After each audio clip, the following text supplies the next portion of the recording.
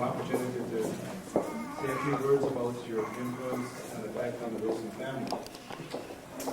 I should start by saying that it's unfortunate that our mother cannot be here. I spoke with her Thursday evening because the last evening was in London, and we chatted, and one thing I should say, because of her lifelong faith, your choice of career, your life, has been such a powerful and influence and a source of abundant joy. She's always looked to you, and especially with the early death of our father, you have killed a great boy and been a source of inspiration. And all good in the Lord's side. I can't get to write. Now, being the eldest, of course, still places certain responsibilities which you have carried with humility and dignity. You have lived your life and illustrated by example your dedication to God, your dedication to your family, and your dedication to your work. You have gained the respect and admiration of all your family. You have watched with interest and pride your career as a Salvation Army officer. And much has been said about that career. Perhaps I could point out what I may consider to be your greatest accomplishment. On reflection, for me, that would have to be staying in Toronto and Montreal for so many years.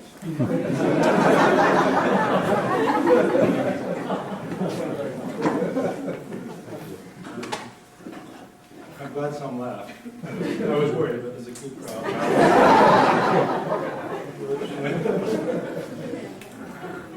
From time to time, some of us have sought your counsel, and we've always been confident of a thoughtful, reasoned response. And I have been personally grateful for the time we've had to visit on various matters. Bill has a sense of presence, especially at family gatherings. It is noted when Bill speaks at family gatherings, there's a hush and anticipation falls over the family. Dinner is immediately served after.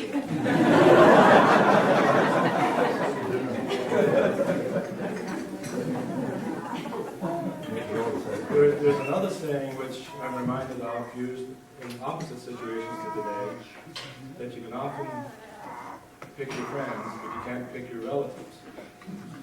Well, today I would like to assure you, Bill, that as a friend and as a brother, you would be a first choice among your family. I wish you and Nan all the health and happiness to enjoy this new chapter in your lives, and it's been a joy and privilege to have you as a brother.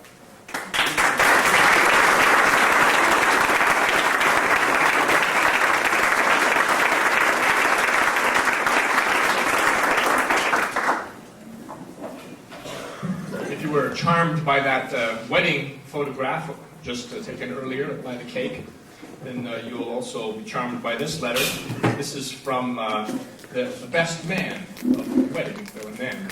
Dear Bill and Nan, it's so hard to believe that you've reached retirement age, but if Dave says so, it must be so. This is actually an email, and Dave sent an email over to Commissioner John Larson.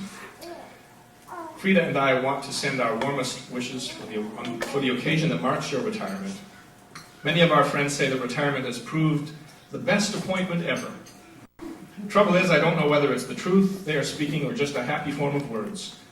Most of them pass the sincerity test, however, but we pray that for you it may turn out to be absolutely 100% true. I'll have to check up on you in a year's time, he says. Writing this note brings back so many memories of times past. The ITV experience we shared. I don't know what that is. Do you know what it is? Oh, ITC. Oh, that makes a lot more sense to me now. Yeah, I thought you were on international television. That's right, you were cadets together. And then that never-to-be-forgotten wedding day. The times we have met up since then in the UK and in Canada, and the correspondence that we have shared over the years. I seem to remember that we were quite prolific writers in our early years. It has been good to count you as friends, and even better to know that retirement doesn't change that. May the Lord bless you in every way in your retirement. We wish you all that is good and lasting. We only wish we could be there to say it in person. Affectionately, John and Frida.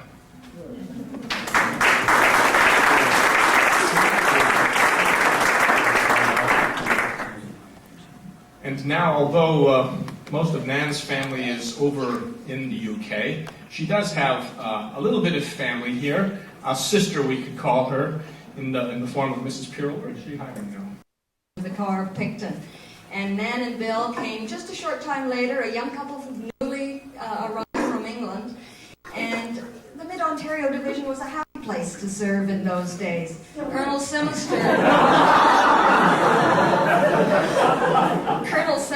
was the DC, and he believed all his young officers, and there were a lot of them in the division, should work hard, but that they should also remember to play and have a good time together. We did lots of that. But I'll always remember that first retreat. I haven't a clue in the world what the guest speaker spoke on, but I certainly remember a theology lesson that took place after all the sessions were over, when the young fellas did as young officers are wont to do, at least the men officers. They started talking about theology. And that was right down Bill's alley.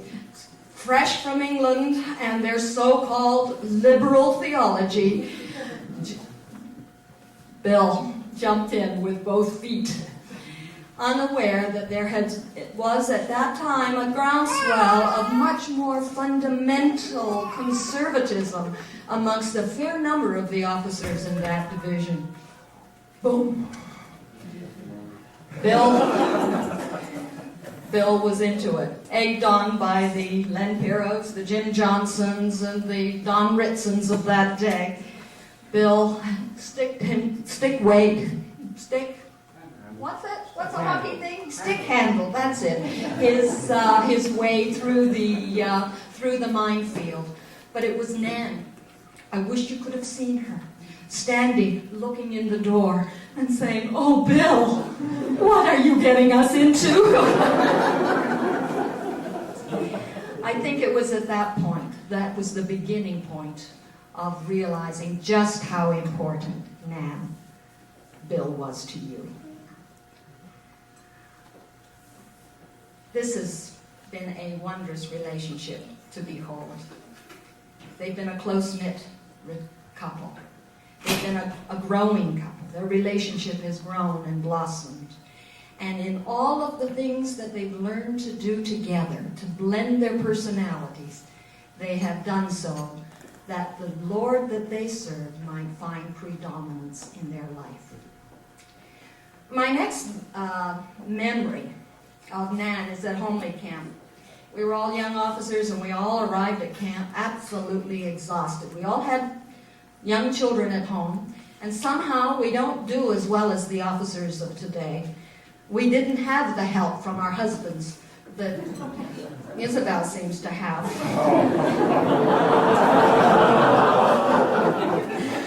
But we also came from Corps where we had no leadership. We also, what was I wanting to say? We also all bore the bruises of people dealing with people. But gradually, a retired officer began to speak to us at that time.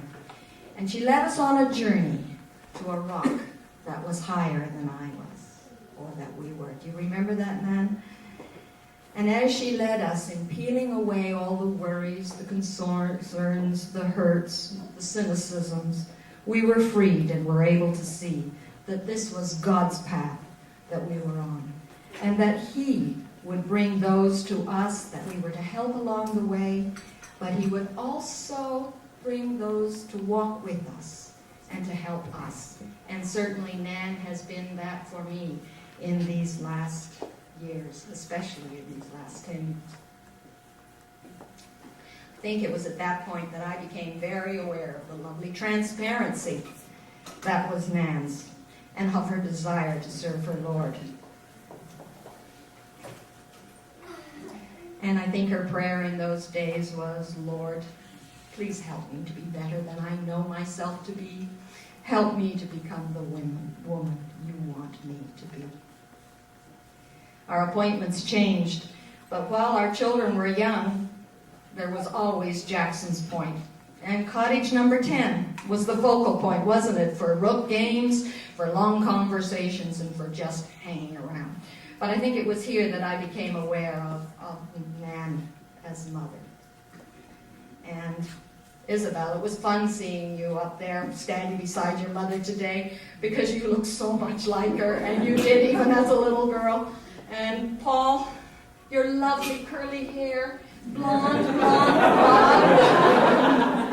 And David, I was there that summer that you and your wagon were inseparable. As a matter of fact, I tried to carry it. Or not to carry it, but to pull you along. And I'm glad I don't have to do it today.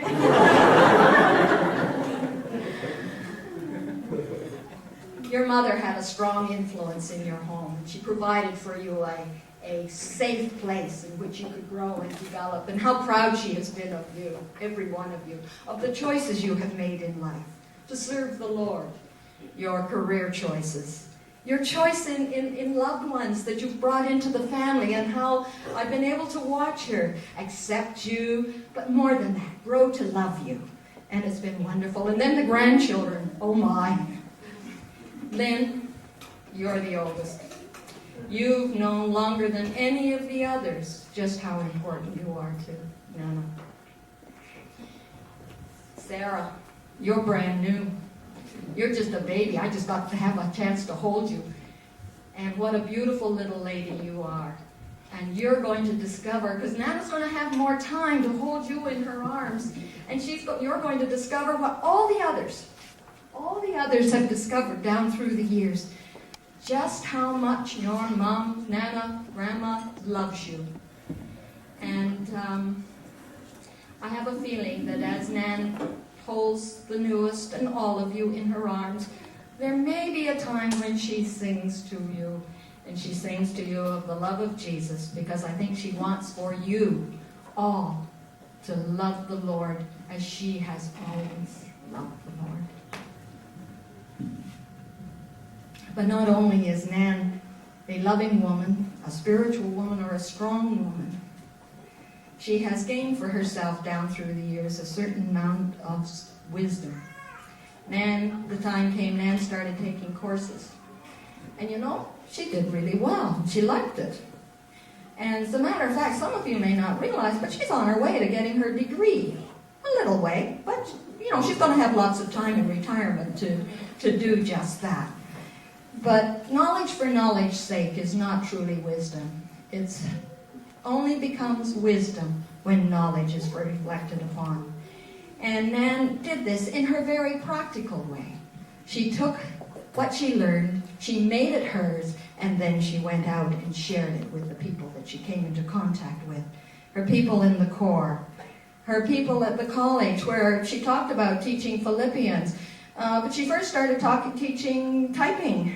And then she got a little more confidence, and she started teaching the more important Bible college lessons. But you know, teaching cadets is not an easy thing. It's hard work. It's intimidating. But Nan did it well. And I think that that carried on this sharing of herself, the 7 years where she helped in the organization of the officers' training at Jackson's Point. And then finally in the women's organizations, where she's able to share what she learned down through the years with the women across the country. I suppose sharing is an apt word to refer to Nan. Nan has shared of herself with many. There is within Nan a wondrous, generous spirit that she shares with her larger family. All of you here can attest to Bill's mom, who is not here. But to the retired officers, to her neighbors, her co-workers, the sometimes sick, the sometimes lonely, her friends, she has shared of herself in her wonderful practical way You know, the food that arrives at the door, the windows that are scrubbed when you're leaving your quarters, the notes of encouragement, the pat on the shoulder. All many ways in which Nan has reached out in such practical, generous kinds of ways to those of us who call her friend. Now, I'm a long-winded speaker. I don't do it very often, but from one retired officer, old retired officer, to one that's not so old and not quite yet retired, you're not about to be shipped off to heaven. You've got a lot of living to do, and retirement is great. John Larson said something about being the best appointment, but you know, it's not really an appointment. It's time. Time in which you're free to do everything that you want to do, Commissioner. That money will allow you to do. But it's wonderful.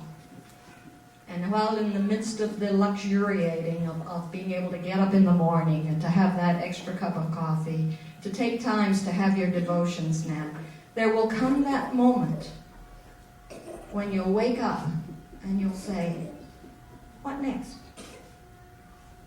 It comes to all of us who have generally had our lives ordered by the Army, whose appointments have guided our lives and told us what we are going to be doing that day. Indeed, it's told us who our associates are going to be. And suddenly you wake up in the middle of your luxuriating in your retirement saying, what next? You've been my friend for many years. And you have been my friend in these past months. I'm sorry. And you know that there are times when life can be tough. And I remember riding home one night and saying, what now? And the Lord, somewhere from deep within me, the words come, trust in the Lord. And I offered you that. For these next days, these next years of your life, trust in the Lord. Lean not on your own understanding. You don't have to understand everything. But in all your ways, as you always have, He will direct your path. God bless you.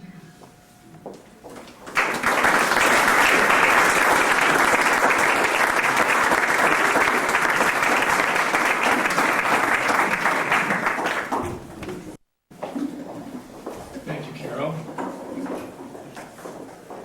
I'm glad you mentioned that business about the theology lessons at the beginning of your talk there, because you know, one of my earliest memories of Bill here is of seeing him lying down on a couch in his living room with a big fat theology book over his head, reading away and getting prepared for classes.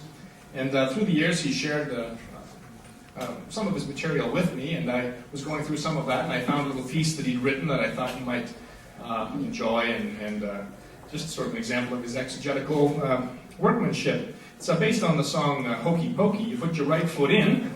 No surprise here, he writes. Some of the literal-minded among us used to wonder in what, but most children of goodwill got the general idea. You take your right foot out. Why not? You put it in the first place. You give and then you take. Here we have an almost Johannine dualism that echoes the classic rhythms of life and death, of love and hate, of network and cable. You share, then you withdraw. You're neither enmeshed nor engaged. No codependence allowed in this game. Here we learn about boundaries. It's my foot. If I say it's in, then it's in. But I can out it any time I want. Some redaction critics see the influence of the so-called Deutero-Hokey Meyer tradition. We get that right there. You put your right foot in. Here's the element of surprise. Nobody could have seen this one coming. The right foot was gone. We had no reason to hope it should come back. But when life seemed darkest, there's the right foot in the game. It's the motif of the prodigal foot. First at home, in, then off to a distant country, out, then comes to his senses and returns home, in. And this time we know it's home to stay. So we shake it all about. Of course, who could hold still? It's a party. The next phrase is shrouded in mystery. Do the hokey pokey and turn yourself around. The difficulty, of course, is the term and. For the only motion involved is turning yourself around, so what precisely does it mean to do the hokey pokey? Perhaps it's an internal thing. Maybe you do it in your heart. Some hokeologists say this is supported by the fact that turn in the original Greek is epistrepho, the same word used for conversion. And this must be why at the end of the song you must put your whole self in, climaxing a subtle movement throughout the whole piece toward a call for existential abandonment and commitment. Even the phrase hokey pokey is a little obscure when you think about it. Is hokey an adjective to tell us that pokey is a little tacky, as opposed to some more glamorous pokey? That's what it's all about. There's clarity for you. Some people wonder, what's it all about? The hokey pokey doesn't shilly-shally on this one. It comes right out and tells you. They don't write them like that anymore.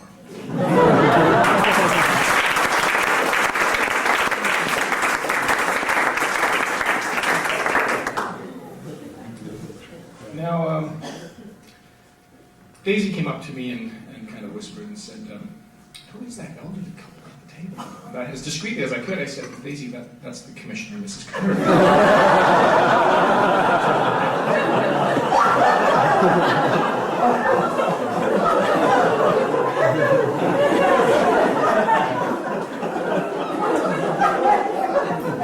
She was also delighted to know that Norm and June Wiseman and Norma and June are from Ottawa, one of the earlier appointments, and they also, now one of you was my dad's club leader, is that right? Yeah, you were, June, that's right, way out on the West Coast many moons ago. How about that? Perhaps the commissioners as well, right? Yeah, there we are. So we salute you. When the Wilsons left Ottawa, Norm wrote this poem, a tribute to our Highland captain. And he's written, I'm going to read that poem to you, and then a couple of verses at the end, which he's added for this fine and auspicious occasion. The opening line here reminds me of my own wedding, where he told me to repeat after him, say, I put this ring upon your finger, so I did. Okay.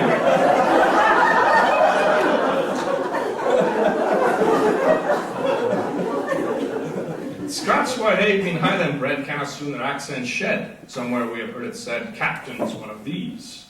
Keep your natural accent, sir. Through your wriggly Scottish blood, Highland blood begins to stir. These at least you please. Scottish too, your blushing bride, with a smile that's countrywide, flushed to show the glow inside. She's a lot of fun. Now we scan your recent past, through the years that went too fast. See the things you did at last. Thanks for all you've done. First the years on Slater Street, furnace that refused to heat, combos with an alien beat. That could be revived. He spoke prophetically years ago. Television in the band, not ITV though. Not the way the general planned. Things you could not understand, somehow you survived. Then problems by the score, how to relocate the core, how to build a sloping floor, where and when and how. Slowly, surely plans were made, doubts and fears began to fade. Tribute to the folks who prayed years before, and now. Now the day, and now's the hour. Darkly looms the ivory tower where the Army's future power waits the Wilson touch. We will miss the Scottish sound, but we will know where'er it's found, Wilson wisdom will abound, where God needs it most. While the Walkley Hall will find purpose serving humankind, imprints on the human mind, that is what will last. This is what the captain brought, intellectual food for thought, magnified the God we sought in the highlands of our mind. 24 years later, writes Norm, we are honored to have been asked to submit a further tribute to a more mature couple, now retiring colonels. We apologize again to Robbie Burns, he says. Looking back, since that were writ, though Bill may have aged a bit, he is far too young to quit. So how can he retire? Nan has never shown her years. One so young as she appears adds so much to both careers, and she still inspires. but their due a well-earned rest. Peers among the army's best, all their work for God was blessed, their motives ever pure. Sadly now their flag is furled, e'en the Scottish pipes have skirled, but their footprints in our world, lo, these will long endure. And so he writes, Nan and Bill, as you retire, do not think you've had your day. Unused talent may decay. God may have another way to use the Wilson skill. Rest a while, your strength renew. God must have a plan for you. Work no other one can do. He saved for Nan and Bill. Thank you, Norm.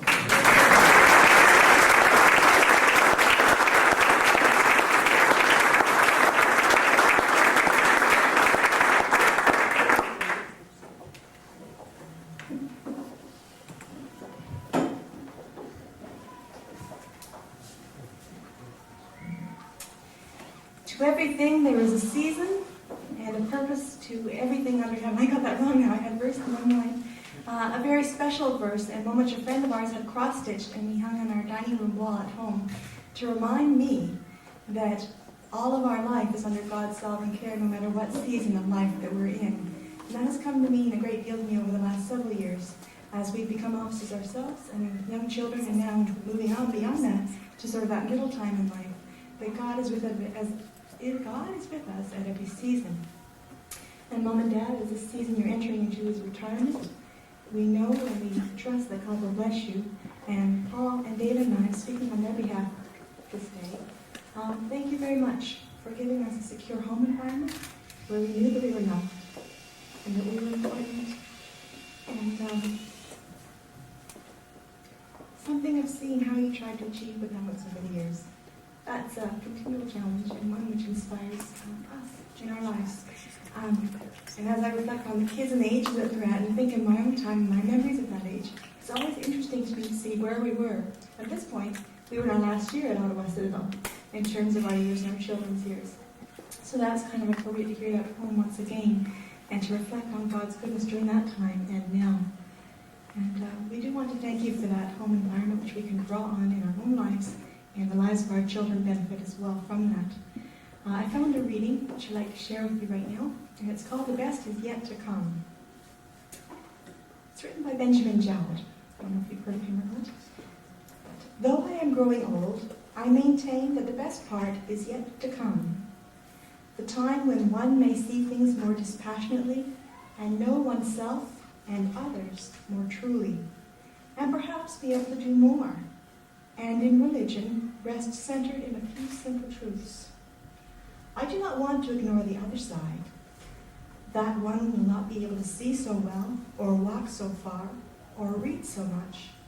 But there may be more peace within more communion with God, more real light instead of distraction about many things, better relations with others, fewer mistakes.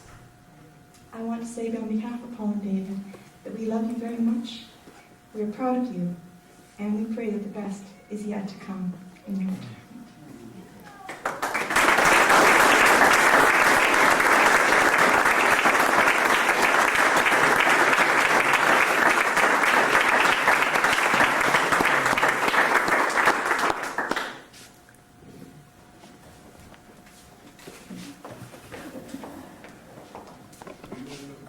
A frame of mind to respond at the moment?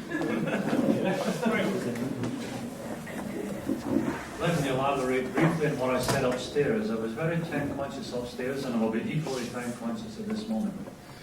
I did take the opportunity to observe some formal courtesies, and they were more than platitudes, they were heartfelt. Time to go beyond that and give some thanks within the family in this setting. Nothing could have brought greater pleasure and fulfillment and satisfaction in life to Nan and myself than watching our own 3 children develop. We had our moments, of course, along the way. It was not all yes, Mom, yes, Dad. But having said that, we look back with great pleasure on the years when you were children. One of my standard lines when we're talking days of yore is that my 3 children could swear in 6 languages before they learned English, which is not literally true, but it gives the feel of what it was like to be at Parliament Street a long, long time ago, living there, living in Gerard in Parliament. Whatever challenges that environment created for us as parents, you were too young to be aware of anything, except for the day Isabel come home with a warning to check what the children are eating or drinking or bringing home, because there were drug pushers in the school and they wanted to alert the parents. That was youth grade 1, grade 2, a long time ago, so there was a challenge to living in that environment, even that far back. Your choice of careers has been alluded to. We've tried to support you, although some of you chose careers that scared the wits out of us, but a lot has protected you and a lot has given us a sense of calm as you developed those careers. And now with the grandchildren along, each one of them brings their own special and unique dimension. And it's appropriate at our stage of life we start looking to the new generation without being the least bit morbid. There's not much likelihood of us both walking in hand to Sunday morning 25 years from now. If I'm wrong, I'll correct myself at that time. So you look to the future and you look to your children, their maturing, and to the grandchildren, hoping and praying for them. For all those who have made this event possible, I have no idea how many have cooperated. Excuse me. Obviously I'm getting Lance's problem, I'm getting a throat problem. Dozens of people have cooperated, family, extended family, friends from all over the place, the North Toronto Core. I'd imagine if I tried to list everyone who helped to make this last 3 hours or so happen, I would run out of paper before I ran out of names. So permission to specify or elaborate to each one of you who took part in the meeting upstairs, who took part in all the preparation for this, and who've done us the courtesy of your service by being here. Nan joins me in heartfelt thanks. We are planning to be around for a little while. I'm told my pension is reasonably sure for 18 years and 6 months. I don't mean my annual pension, I mean hopefully that's also 18 years from 6 months. 6 months from now I exhaust my capital. Now if I can just plan it right, I'll be doing very well indeed. So we'll look to the future, a chance to take a little bit of time out. I'm hoping to find some, as we've said before, basic people-centered type of ministry to go back to where we all began. Real surprise hearing from John Larson. This was back to where we began. John and I first met the year before I went to training college. He was 17. He was in homeland furlough with his parents from Chile. And we were standing next to each other in a line-up to go into the commissioning of the Albert Hall in London. His first visit to London from Chile, not my first visit, but a trip down from Glasgow for the special occasion. He was standing in the line-up, got talking. In those days my hair was jet black and lots of it. John was as blonde as I was dark, and he had lots and lots of it. We struck up a friendship, arrived in college soon after. We were cadets together, sergeants together. We brigaded together with Harry Reid, in those days Captain Harry Reid. He was our sectional officer. Everywhere we went special with him all the time. I think he wanted something to undo the disadvantage at which he lived. He was English, so he wanted some class around him. Scotland and a Swede. And we also had an Indian who recently retired as Commissioner Israel Jalapegu. We were the three musketeers. We brigaded special everywhere for the year that he was with us, even back in Grass. We continued on. So to hear that friendship is very, very special. I'm getting a little rambly. Are you trying to tell me to say something? I think she's trying to tell me to say no more. I've enjoyed my officership. There have been moments when I couldn't have said that as of that moment, but in retrospect, even the challenges helped us to mature. And I'm sure that some of the poor decisions were made in all good faith. So I had to make a few of those in 40 years. Were overruled by the Lord. And the bad decisions, if it didn't do anything for the core environment, it did something for me. You know the saying, the only way to learn to make good decisions is by making your share of bad decisions. Lastly, Commissioner Coates, who later became General, he was our training principal. And the sectional song he wrote for us as cadets of the Faithful Session included a line which said, give us to the risk of failure. That was the phrase, right into our sectional song. The risk of, give us to scorn the lure of thoughtless comfort, Deliver us from seeking easy praise. This is the bunch of cadets. Help us to welcome loneliness and danger if we glorify in all our days. But the line I remember and has been standing before me through all the years was the willingness to accept the risk of failure. By temperament, I'm a fairly cautious individual. That will not surprise anyone. So I needed, as a youngster, to hear that little challenge. And looking back, we've attempted from time to time to take a risk in the name of God. And He has blessed us. So we thank Him. We thank each of our colleagues here, those who are presently working with at THU, those we've worked with all over the place. And since we came to Canada in 1962 for 12 months, it's been a long 12 months. Having said that, it's been a good 12 months. So we thank the Lord, and we thank you for every kindness. God bless you all.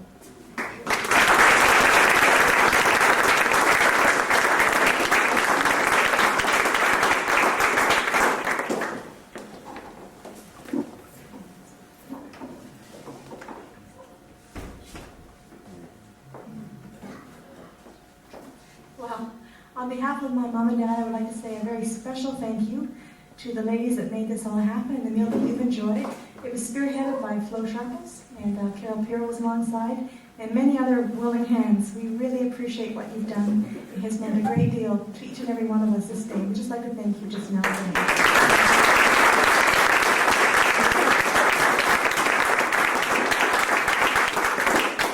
There will be a slide presentation just now. Dave's going to say something about that. It will just take me about 2 minutes to set up. I do want to make sure that the slides are pointed to the right place and they are in focus before we get started, otherwise I'll get quite flustered quite fast. Now that I'm at the mic, I will take an opportunity to say thank you to my parents as well. I won't go on forever because I do get emotional when it comes to my family, and there it goes. So I'll smile until I can cover it. When I turned 32 last February, my favorite line to my parents was, "Can you believe your youngest child is now 32? A week from now, my father turns 65 on Thursday? I lost track of the day of the week. But on Thursday. For me as a 32-year-old, I'm looking up and going, wow, my dad's 65. You know, he's reached that retirement age. I think I've been looking forward to the retirement much more than they have. And Lori and I have been putting off having a family until they're able to look after it. Just advanced warning on that one. And with that, the slide presentation is something I really wanted to do for today.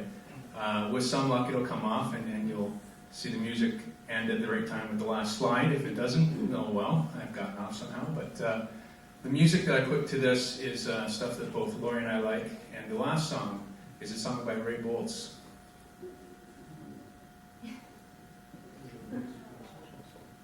Not this Ray Boltz. Sorry, it's not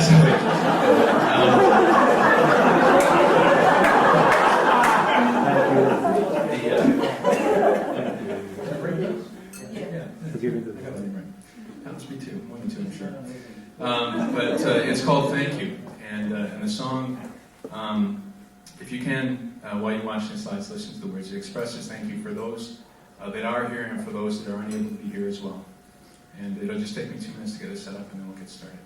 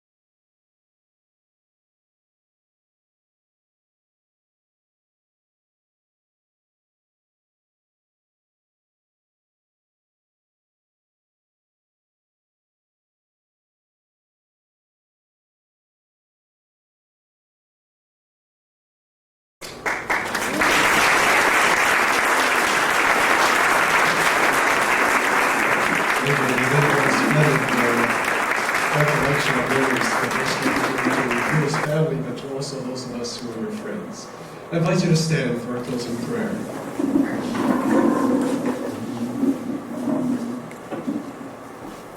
Father, at the close of this gathering, we give you thanks for this opportunity that's been ours to have met in this way, and to enjoy the fellowship, and to recollect many memories that come to us as we think of our personal association with Bill and Ann and the family through the years. We were reminded this morning, Father, that you are present in every circumstance of life. As we've looked at these pictures, we thank you for this evidence of your blessing upon Bill and Ann and their family through the years. And today we just thank you because their commitment is so genuine and so sincere. And we just pray that your Spirit shall give them a sense of peace and joy. We pray that as they think of the future and all the opportunities that it will bring to them, that they shall continue to see your hand guiding and blessing them. And help us all to draw from this time together the sense of gratitude for your blessings upon each of us. We pray your blessing upon our army in the days to come and the years ahead. We thank you for those who are so capable and willing to take up the torch and to give leadership as it is required. So we ask your blessing upon us as we separate this day. May your love, grace, and peace be our portion now and always. We ask in Jesus' name. Amen.